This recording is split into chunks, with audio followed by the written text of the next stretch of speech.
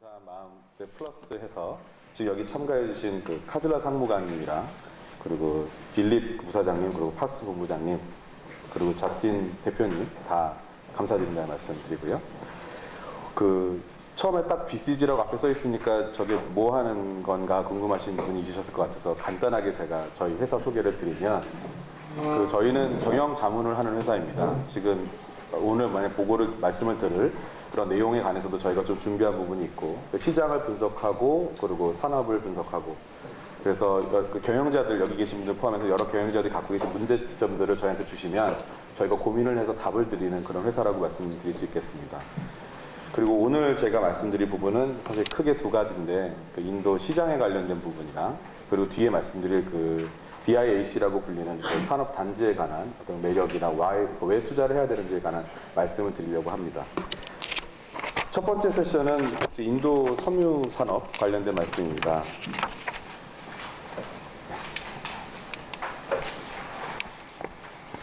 일단 뭐 얘기에 앞서서 인도 섬유 산업이 어떤 것인지에 대해 설명을 좀 드리는 것이 그 이해하기 쉬우실 것 같은데요. 그 글로벌 의류 시장이라는 것이 한 1,100조 정도 되는 시장입니다. 2012년 기준으로. 그리고 앞으로 한 25년 정도 되면 2,100조 정도로 크게 성장할 거라고 생각이 드는데요. 이 섹터 중에서 사실은 그 인도가 차지하는 비중은 전체에서 한 10% 정도 될 거라고 예상은 되고 다른 섹터에 비해서 훨씬 빠른 속도로 한 12% 정도로 성장할 것이라고 예상하고 있습니다. 그리고 실제로 인도에서 생산하고 있는 그 의류라든지 섬유 제품들의 어떤 그 제조 양을 관점에서 비교를 해보면 그 내수되는 용도가 있고 외부에 수출되는 용도가 있을 텐데요. 현재 기준으로 수출이 한 30조 정도 되고 있는데 이게 전 세계 기준으로 보면 2위 정도 되는 수준입니다. 그래서 글로벌리 섬유하고 의류가 수출되는 물량 중에 인도가 차지하는 비중이 그 두 번째로 가장 크다라고 이해하시면 될 것 같고요. 이게 앞으로도 꾸준히 10% 이상 성장할 것이라고 예상하고 있습니다. 그래서 인도가 전 세계적으로 중요한 의류랑 섬유 시장에서 중요한 역할을 한다는 것을 말씀드렸는데요. 그것이 내부적으로도 의의가 있고 또 글로벌리도 좀 의의가 있습니다. 그래서 첫 번째 내부적으로 왜 의류 산업이 섬유 산업이 인도한테 중요하냐고 생각을 말씀을 드리면 일단 4,500만 명 정도의 고용을 창출하고 있는 무척 고용적인 측면에서 중요한 산업입니다. 그래서 인도 섬유 시장이라는 것은 그 인도의 그 내부적인 역할이 고용 창출, 또 수출에 있어서도 한 10분의 1 정도를 차지하고 있는 중요한 비중을 차지하고 있는 산업이고요. 그리고 산업 생산량 측면에서도 한 7분의 1 정도 수준을 하고 있는 무척 중요한 인도 자체에서 되게 중요한 인더스트리 섹터라고 할 수 있겠습니다. 그래서 지금까지 10% 정도 성장을 했고 앞으로도 말씀드린 대로 10%에서 한 220조 정도 규모로 클 거라고 예상을 하고 있는데요. 이게 비단 인도에서만 중요한 것이 아니라 글로벌 시장에서도 직기 캐퍼시티 기준으로 보면 한 65% 정도를 차지하고 있고 그리고 그 파이버나 아니면 원사 기준에서도 전 세계 15% 정도 마켓시어를 차지하고 있어서 이 수출 물량으로 말씀드린 대로 전 세계 2위를 차지하는 등 이미 글로벌 시장에서 인도 시장이 갖고 있는 의미라는 것은 무척 중요하고 또 성공적인 역할을 하고 있다고 말씀드릴 수 있겠습니다. 그러면은 이제 궁금하신 게 생기실 수 있을 것 같아요. 왜 인도가 이렇게 잘하고 있고 인도 시장이라는 것이 중요한 의미를 가질 수 있었을까? 그걸 설명드리는 게 바로 그 다음 장면입니다. 네 가지를 말씀드려야 될 것 같습니다. 그래서 결국 인도 섬유 산업이 경쟁력을 가질 수 있는 큰 네 가지 이유는 첫 번째는 수요 측면, 그리고 이제 투자 측면, 정부 측면, 그리고 이제 경쟁력 측면으로 말씀드릴 수 있겠는데요. 수요는 이제 소득 수준이 여전히 빠르게 상승되고 있고 또 젊은 세대가 늘어나고 있고 또 여러 가지 유통 포맷이나 리테일 그 브랜드들이 들어오면서 내부적으로 이 섬유와 의류에 대한 니즈가 늘어나고 있습니다. 또 B2C적인 측면이 아니라 이 산업재라든지 다른 기술적인 측면에서의 섬유들도 많이 수요가 창출되고 있는 상황이라서 내부적인 일단 수요 엔진이라는 것이 있고요. 두 번째는 그러다 보니까 한 35조 정도 이상, 1년 매년 한 10년 정도, 10조 정도에 되는 금액이 지금 인도의 그 이런 섬유 섹터에 투자가 되고 있는 활발한 투자가 일어나고 있는 그 분야라고 할 수 있겠습니다. 그럼 이제 수요가 있고 투자가 있으면 또 꼭 나와야 되는 부분이 있죠. 정부가 어떤 역할을 하고 있느냐. 정부가 다른 산업과는 달리 이 부분에 있어서는 100% 외국인 투자를 허용하고 있는 조인트 벤처가 아닌 투자를 허용하고 있어서 투자를 유치하려고 노력을 하고 있고요. 그리고 SITP라고 하는 이 섬유 산업 단지를 개발하는 계획을 가지고서 이런 좀 더 체계적이고 안전한 환경에서 사업을 하실 수 있도록 지원하는 프로그램을 운영하고 있습니다. 오늘 제가 다음 세션에서 말씀드린 BIAC라는 그 사업 단지도 이 계획에 맞춰서 준비되고 진행되고 있는 것이라고 이해하시면 될 것 같습니다. 그 밖에 여러 주요 국가들과 FTA를 운영함으로써 세제적인 측면에서도 베네핏을 창출하려고 노력을 하고 있고요. 그리고 가장 중요한 부분 중에 하나라고 생각되는데 결국 이 인도 자체가 가지고 있는 원천적인 경쟁력이 있습니다. 한 가지는 그 상대적으로 저렴한 인건비를 가지고 있는 반면에 그 양이 크고 또 그 인력의 품질이 부쩍 좋습니다. 나중에 설명을 좀 드릴 텐데요. 그래서 그리고 또 하나는 코튼, 그러니까 면이라든지 내부적으로 이 원재료에 가는 것이 자체 조달이 가능한 클러스터를 가지고 있습니다.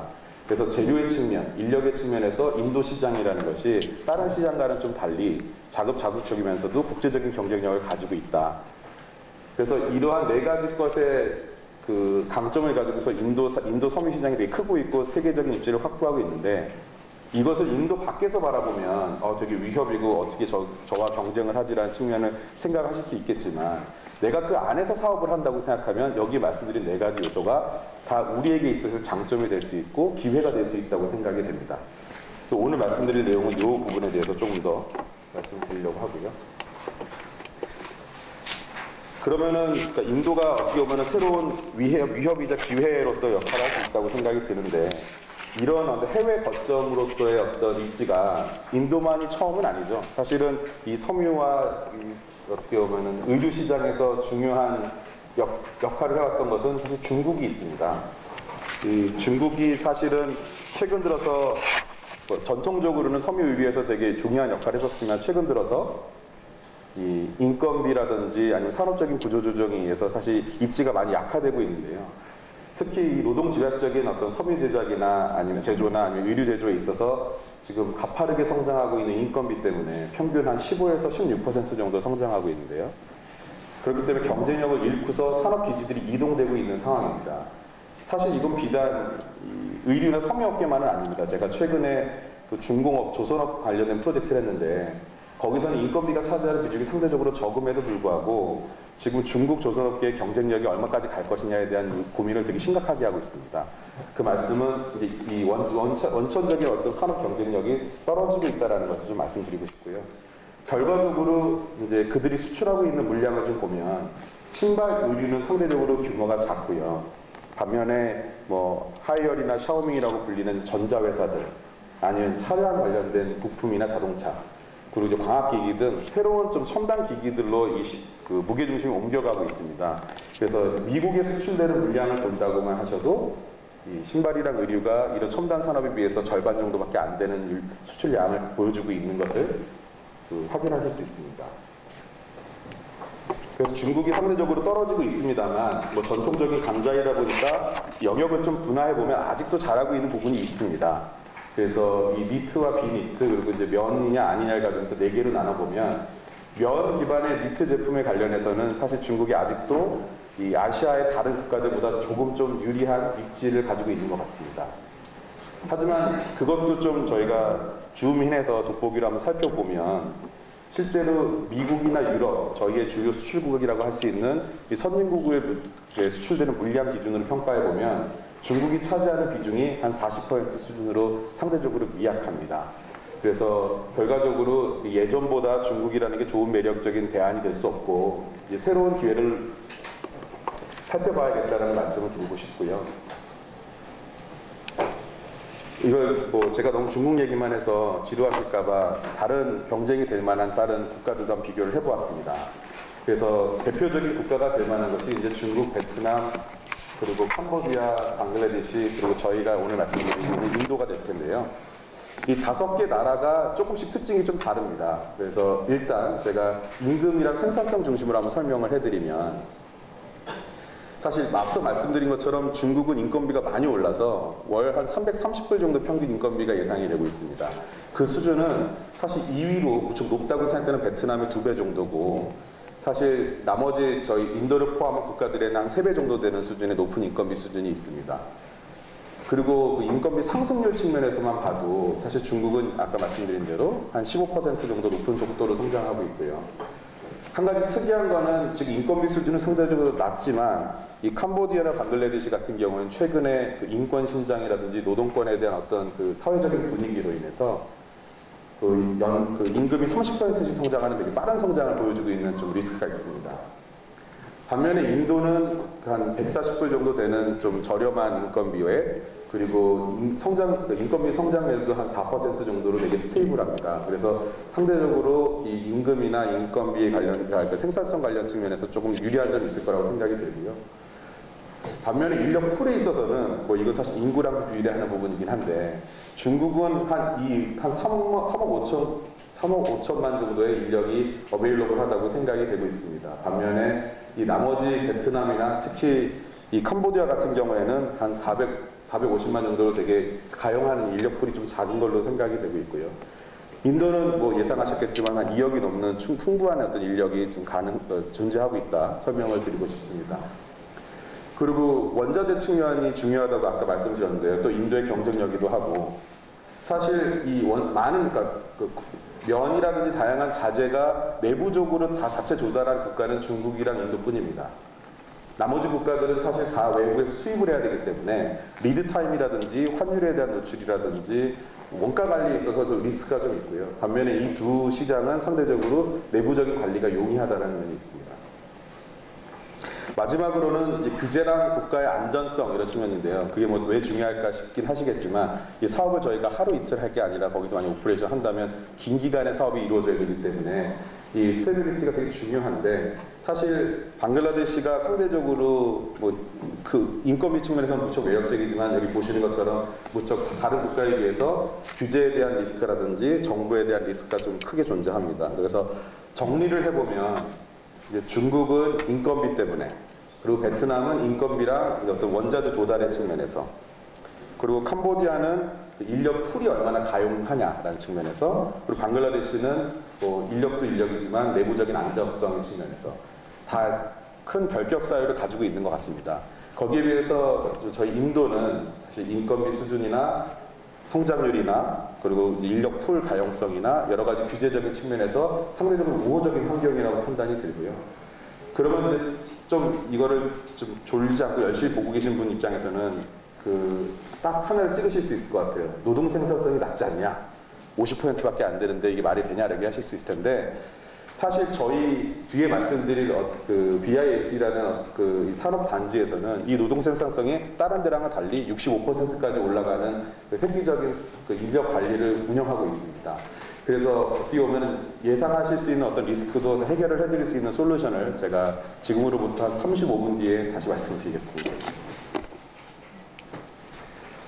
이러한 장점 때문에 인도 시장으로 사실 많은 리테일러, 브랜드, 그리고 제조업체들이 몰려오고 있습니다. 그래서 지금 왼쪽에 보시는 이름에 있는 브랜드들은 대부분이 다 최근 몇 년 동안, 한 2, 3년 동안 20% 이상 제조 역량, 제조 캐퍼시티를 늘린 그런 회사들이라고 말씀드릴 수 있겠습니다.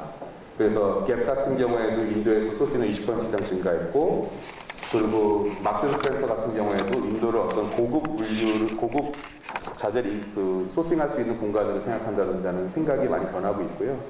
그게 단지 생각만 변하는 게 아니라 액션으로도 변해서 실제로 더 나아가서 중국 같은 경우에 중국에 있는 제조업체들이 인도의 생산 기지를 만들고 여기 보시는 것처럼 클로버나 파이오니아나 야마는 지금 계약 중에 있는데 이런 유수의 중국 제조업체들도 인도의 생산 기지를 만들어서 새로운 생산 거점으로 지금 진행을 하고 있다라는 게 어떻게 보면 지금 말씀드릴 중요한 변화의 모습이라고 할 수 있겠습니다. 이렇게 딱 말씀드리니까 좋은 것만 말씀을 드려서 그냥 누워서 떡 먹기냐라고 생각하실 수 있을 것 같은데 사실은 좀 챌린지가 있습니다. 그래서 이 인도 비즈니스가 혹시 앞에 계신 이사회 분들께서는 기분이 나쁘실지 모르겠지만 correct me if I'm wrong. 이 다섯 가지 챌린지들이 있는데요. 하나는 이제 규제기관의 승인이라는 측면에서 좀 어려운 면이 있습니다. 이게 다단계의 좀 복잡한 과정을 거쳐야 되고 좀 관료주의적인 특성이 있어서 이것이 혼자서 핸들하기 어려운 부분이 있으시고요. 그리고 두 번째는 부지, 용지를 확보하는 측면에서 이게 계약 관계가 불분명하다든지 나중에 공사가 다 끝났는데도 뭐 또 분쟁이 일어난다든지 하는 리스크가 있는 것으로 얘기가 되고 있습니다. 그리고 또 하나 중요한 건 물류 측면인데요. 이게 사실 내륙 교통수단의 발달이 좀 덜 돼 있어서 이 원자재를 수급하거나 외부로 수출을 하기 위해서 어떤 물류 기준을 가지고 있냐가 중요한 이슈가 될 수 있습니다. 그리고 네 번째는 그러니까 점차 강화되고 있는 환경 오염에 대한 어떤 규제라고 할 수 있겠는데요.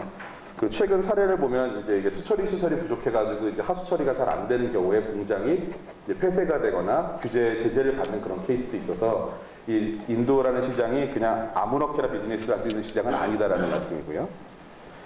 마지막으로는 그 인력 관리 측면에 좀 언급을 드려야 될 것 같습니다. 인력 관리는 이 인도 시장도 노동조합이 존재하는 시장이기 때문에 어떻게 인력을 잘 관리하고 이 어떤 커뮤니케이션하고 그들을 우리 편으로 잘 이끌어 나갈 것이냐라는 측면에서 좀 고민이 필요한 부분이 있습니다. 그래서 저희가 생각하기에 앞으로 인도에서 비즈니스를 하기 위해서 이렇게 좋은 기회들을 우리 것으로 활용하기 위해서는 이 5가지 측면에서 좀 대안이 필요한데요. 하나는 이제 규제 기관의 승인에 대응하기 위해서 좀 좋은 현지 파트너가 필요하다. 대관 업무를 진행해 줄 수 있고 그 정부와 좀 우호적인 관계를 유지할 수 있는 파트너가 필요할 것이라는 게 한 가지 저희가 생각하는 제안이고, 또 하나는 부지를 선택할 때 어떻게 보면은 이 명확하게 소유 관계나 잘 정비되어 있는 모든 것이 잘 어레인지되어 있는 부지를 확보하는 것이 또 중요한 시작점이 될 거라는 부분이고, 그리고 물류상의 제약을 극복하기 위해서 가능한 한 원자재 근처에 있거나 아니면 이 항구라든지 어떤 교통수단과 근접한 곳에 입지를 구축하는 것이 제일 중요하다라는 말씀 꼭 드려야 될 것 같고요. 그 다음에 네 번째로는 투자가 좀 들어갈 수 있지만 이 수처리라든지 하수처리 등 다양한 환경 오염을 방지하는 내부적인 퍼실리티가 갖춰주셔야 될 거라는 것이고, 마지막으로는 이 노동조합 관련해서 이슈는 사실 뭐 노동조합을 없앨 수는 없는 것이고 가능한 한 우호적인 노동 환경을 제공할 수 있는 그런 장소를 선택해서 입지를 구축하는 게 좋겠다는 말씀이신데, 사실 제가 이렇게 길게 말씀드렸지만 이 5가지를 말씀드린 이유가 있습니다. 무슨 얘기냐면 이 5가지가 있기 때문에 사업을 하지 마시라고 말씀드리는 게 아니라, 이것도 조금 생각이 있으신 분은 캐치하셨겠지만 다음에 제가 25분 뒤에 말씀드릴 BISC라는 산업단지는 이 5가지 이슈들을 해결할 수 있는 솔루션이기 때문에 제가 감히 이것을 자세히 설명을 드린 것이고요. 그래서 제 발표는 여기서 마치지만 아마 이런 5가지 이슈를 해결해서 좋은 기회를 여러분의 사업 비즈니스 오퍼튜니티로 전환할 수 있는 그런 어떤 계기가 되는 그런 자리가 오늘이 되었으면 하는 게 저희 바람입니다. 여기까지 말씀드리고 아마 20분 정도 커피 브레이크 하신 다음에 BIS 관련해서 또 설명을 드리겠습니다. 감사합니다.